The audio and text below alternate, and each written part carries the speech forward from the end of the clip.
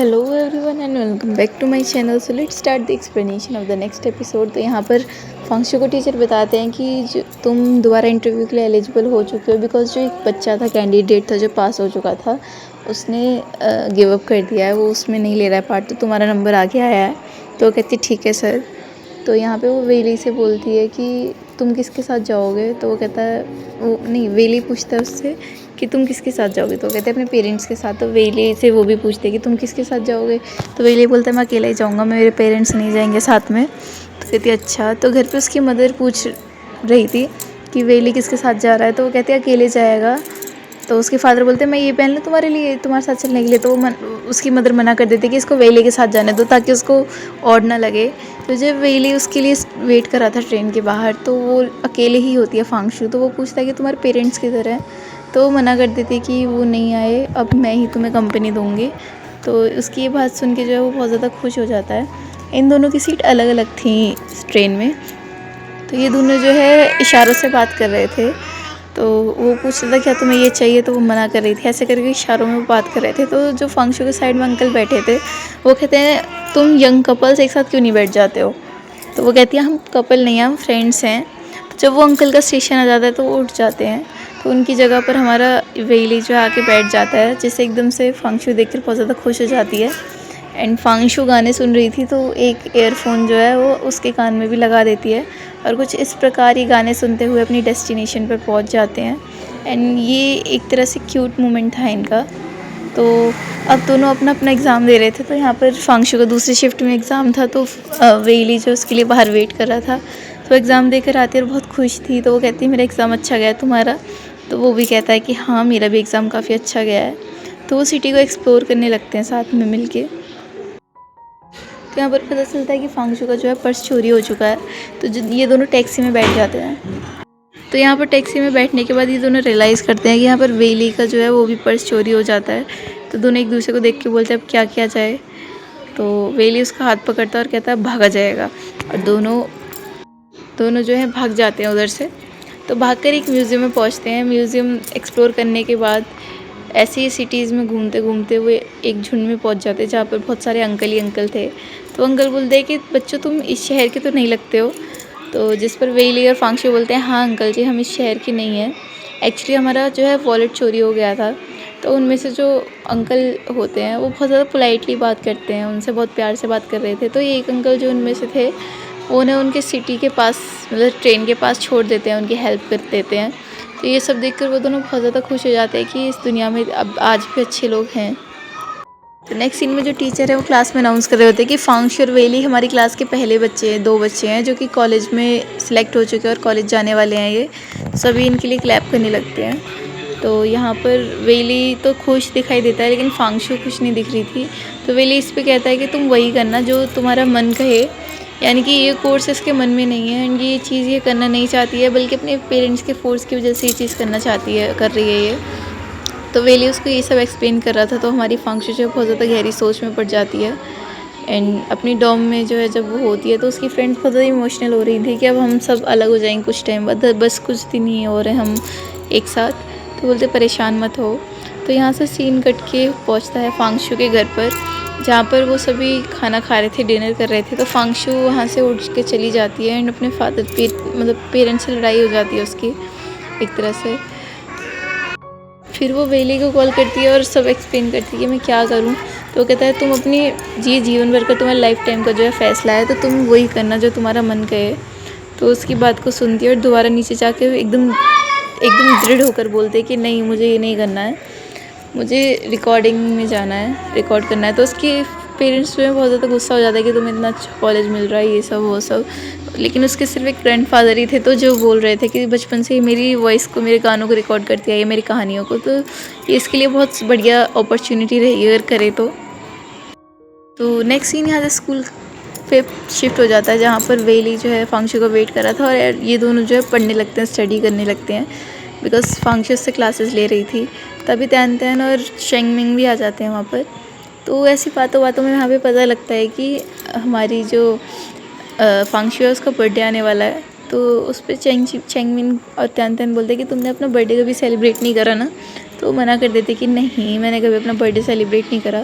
तो ये जब सब बात कर रहे थे तो ये सब बहुत ध्यान से वेली सुन रहा था।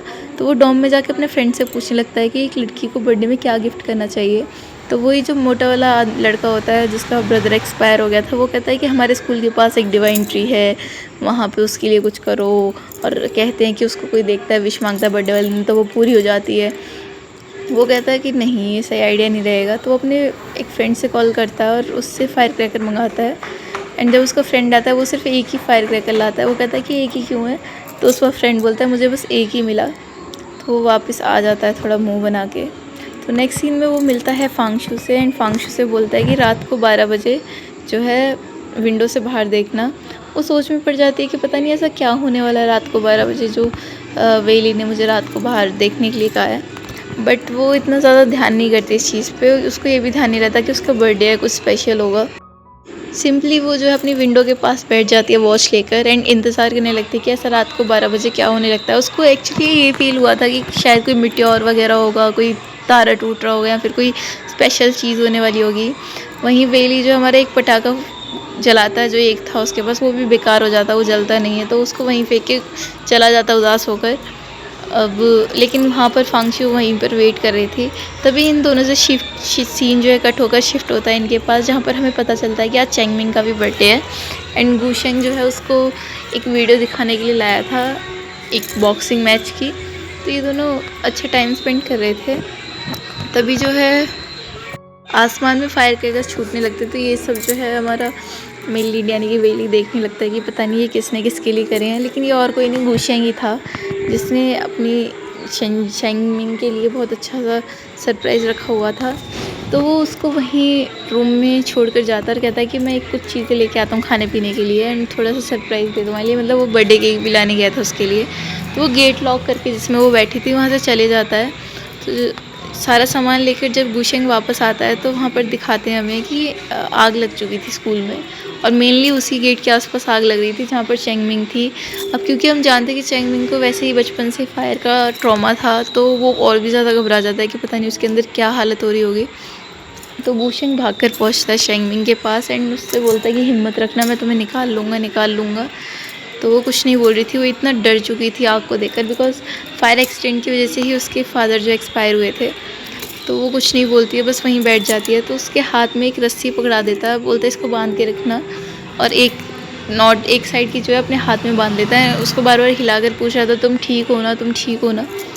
तो वो कुछ नहीं कहती है, बस नॉड करती रहती है। तो ये दोनों जो है यहाँ पर बेहोश हमें दिखाते हैं कि गुशेंग ने बिल्कुल भी अपनी जान की परवाह किए बिना जो है छोड़ा नहीं चेंगमिंग को। तो यहाँ पे फायर फाइटर्स आते हैं। सबसे पहले इन दोनों को हॉस्पिटल ले जाया जाता है बिकॉज घुटन की वजह से, धुएं की वजह से ये दोनों बेहोश हो गए थे, फेंट हो गए थे इधर। तो यहाँ हॉस्पिटल सीन में दिखाते हैं कि चेंगमिंग को तो होश आ गया था, इसको इतना ज़्यादा सीरियस वो नहीं था, लेकिन गुशेंग की हालत अभी थोड़ी हो रही थी ख़राब सी। तो स्कूल में सब यही सब बातें कर रहे थे कि रात को किसने आग लगाई। तो फांगशू वेली जो है जाते हैं गुशेंग और शेंगमिंग से मिलने के लिए। तो वो कहती है कि पता नहीं चला अभी भी कि किसने, शेंगमिंग बताते हैं कि अभी तक नहीं पता चला है कि स्कूल में आग किसने लगाई थी, पर स्कूल वाले जो है कार्रवाई कर रहे हैं। ये सब सुन के वेली को बहुत बुरा लगता है। शेंगमिंग अपनी मदर से बात करती है कि आप इतनी सैड क्यों हो। तो वो उसको दिखाती नहीं है कि उसके एक्सपेंसेस बहुत खर्चा हो रहा है उसके इलाज में, और वहाँ से चली जाती है। लेकिन ये सब चीज़ें उसकी जो है डॉटर भाप गई थी कि कुछ तो गड़बड़ चल रही है। वहीं दूसरी तरफ हमें दिखाते हैं कि ये सब चीज़ों का दोष अपने आप को मांग रहा था वेली कि मैंने शायद मुझसे जो है वो फायर क्रैकर गिर गया था, उसी से आग लगी है। तो यहाँ पर शेंगमिंग क्योंकि ठीक थी तो वो स्कूल से डिस्चार्ज हो जाती है वहाँ हॉस्पिटल से। तो वो डायरेक्ट अपनी मदर का पीछा करने लगती है। तो देखती है कि उसकी मदर कहीं सफाई कर रही हैं। तो गाइस आपने पिछले कुछ एपिसोड्स में एक एपिसोड में देखा होगा जहाँ पर इसकी मदर और गुशेंग की मदर की लड़ाई हो गई थी एंड उसकी मम्मा बोलती कि बेटा पढ़ना बहुत ज़रूरी है, बिना पढ़े कुछ भी नहीं है तुम्हारी लाइफ में। यानी कि इसकी मदर पढ़ी लिखी नहीं है एंड ये सब काम करती है, इसीलिए वो अपनी बेटे को वो ये सब बोलती थी। And guys this is the actual reality. बिना पढ़े कुछ भी नहीं है। पढ़ाई लाइफ में बहुत ज़्यादा इंपॉर्टेंट है। चाहे एक बार कोई इंसान को हाउस होल्ड कोर्स नहीं आते होंगे, हालांकि वो भी एक बहुत इंपॉर्टेंट चीज़ है, बट पढ़ाई लिखाई होनी बहुत इंपॉर्टेंट है अपनी सिक्योर लाइफ, स्पेशली वुमेंस के लिए। मेंस तो ठीक है बट वुमेंस के लिए बहुत आजकल का जो जनरेशन है सो इसी के साथ ये एपिसोड होता है यहीं पर ख़त्म। तो देखते हैं अगले कुछ एपिसोड्स में होता क्या है। तब तक के लिए बने रहें हमारे साथ एंड वीडियो को लाइक करना ना भूलें, शेयर करना ना भूलें एंड ऑल्सो कमेंट डाउन कि आपको ये एपिसोड कैसा लगा एंड आपको आगे क्या देखना है, किससे रिलेटेड देखना है एंड बिना सब्सक्राइब करे बिना ना भूलना। So thanks for watching, take care, bye bye, stay safe, stay healthy.